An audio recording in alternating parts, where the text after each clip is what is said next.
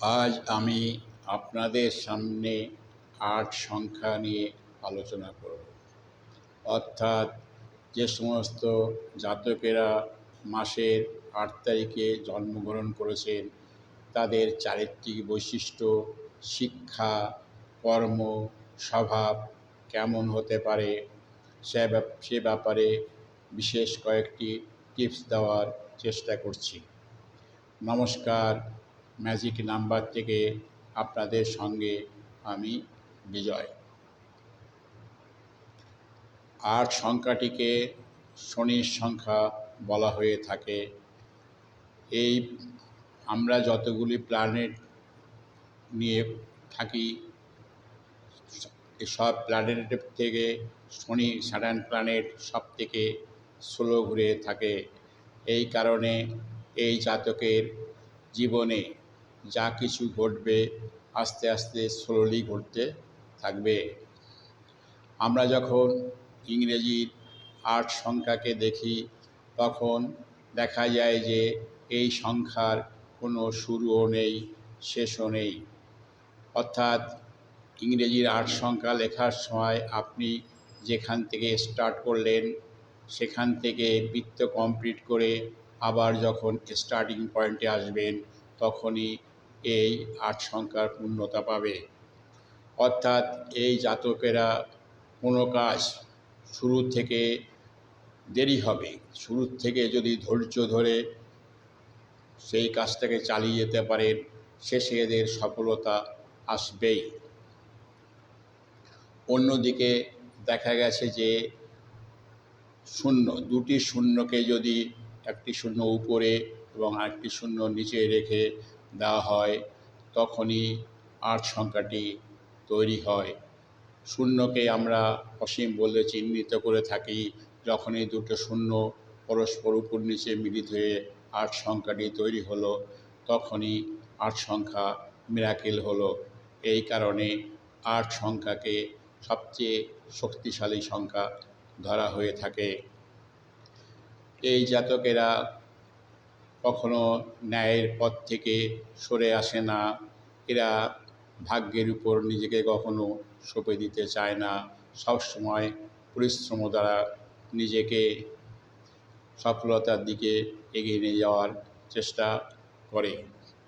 ধৈর্যই হচ্ছে এই সংখ্যার মূল কারণ। এই জাতক যেমনি কারোর তোষামত পছন্দ করে না তেমনি এই জাতক কাউকে তোষামত করতে পারে না। এদের ডমিনেট করাও যায় না। এরা সবসময় এরা যেহেতু ন্যায়ের পথে থাকে এবং ন্যায়ের জন্য এরা কাজ করে যায়। প্রয়োজন পড়লে দেখা গেছে যে এই সমস্ত জাতকেরা মানুষের অধিকারের জন্য সংগ্রাম করতেও পিছপা হয় না। এরা ভালো পলিটিশিয়ান হতে পারে। স্যাটার্ন ৮ সংখ্যা মানে ন্যায়ের সংখ্যা। তাই এই জাতকেরা যদি শিক্ষাক্ষেত্রে এই অ্যাডভোকেট,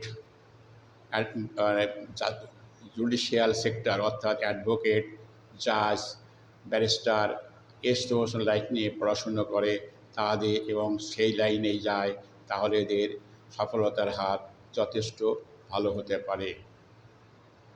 ব্যাংকিং এবং কমার্স অর্থাৎ এরা যদি ব্যবসা করে এবং মাটির নিচে যে সমস্ত ব্যবসা মেইনলি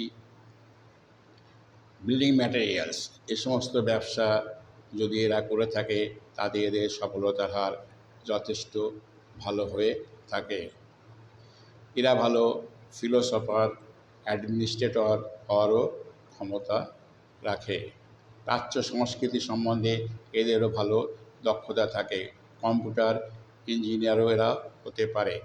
তাই শিক্ষাক্ষেত্রে যদি এই সমস্ত বিষয় নিয়ে তারা পড়াশুনো করে এই সেক্টরগুলিতে তারা এগিয়ে যায় এবং সেই সেক্টরের কাজ করে তাহলে এদের সফলতার হার যথেষ্টই ভালো। এই জাতকেরা কখনো ভাগ্যের উপর নিজেকে সমর্পণ করে না। কারণ শনিদেব কাউকে কিছু দেন না, কারোর থেকে কিছু নেন না। তিনি কর্মফলে বিশ্বাস করেন। তাই এবং তিনি এই জীবনেই মানুষের ভালো কর্ম দ্বারা যারা যেভাবে অর্জন করেছেন তার রেজাল্ট দিয়ে যান, অর্থাৎ যারা ভালো কর্ম করবেন তারা ভালো ফল অবশ্যই পাবেন।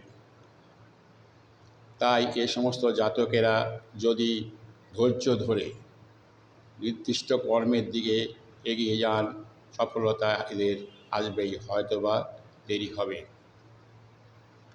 যেহেতু এই জাতকের প্রথম জীবনের নানা রকম উত্থান পতনের সম্মুখীন হতে হয়, সেজন্য পড়াশুনোর ক্ষেত্রে এদের নানা রকম বাধা আসার সম্ভাবনা দেখা যায়। তাই পড়াশোনার সময় এরা যদি খুব ধৈর্য ধরে নানা রকম বাধাকে অতিক্রম করে এগিয়ে যেতে পারে, তাহলে এরা সফলতার চরম শিখরে ওঠার ক্ষমতা রাখে।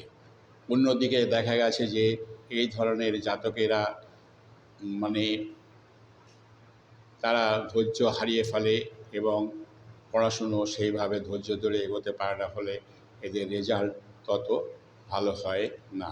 এ ব্যাপারে লক্ষ্য রাখা উচিত। যেহেতু এরা ভালো পলিটিশিয়ান হতে পারেন, তাই এনাদেরকে অনুরোধ করা হচ্ছে এই জাতককে যেন কর্মক্ষেত্রে এরা পলিটিক্সে যুক্ত না হন। কারণ যেহেতু এরা ন্যায়ের পদে থাকেন এবং ন্যায়ের থেকে বিচ্যুতি হন না, তাই অন্য স্বভাবের যে সমস্ত কর্মী থাকে তারা এদের সমালোচনা করতে থাকে এবং এদের জীবনে সবসময় সমালোচনার একটা মুখোমুখি হতে হয়। তাই কর্মক্ষেত্রে এদের পলিটিক্স না করাই উচিত। যেহেতু এই জাতকের প্রথম জীবনে নানা রকম উত্থান পতন হয়, কিন্তু যখন এই জাতক 30 বছর পার করে তখন এদের উন্নতি শুরু হতে থাকে। এবং এও দেখা গেছে যে কোনো গরিব ঘরে জন্মগ্রহণ করেও যদি বড় পরিশ্রম দ্বারা, তখন তার বয়স 35 হয়েছে, তখন সে প্রচুর ধন সম্পদের অধিকারী হয়েছে। শুধু ধৈর্য এই জাতককে শুধু ধৈর্যটাকে ঠিক রাখতে হবে, লক্ষ্যে অবিচল থেকে কর্মকে এগিয়ে নিয়ে গেলেই এদের উন্নতির হার যথেষ্টই ভালো। ভিডিওটি ভালো লাগলে লাইক, শেয়ার, সাবস্ক্রাইব করবেন। অবশ্যই মূল্যবান কমেন্ট করতে ভুলবেন না। ধন্যবাদ।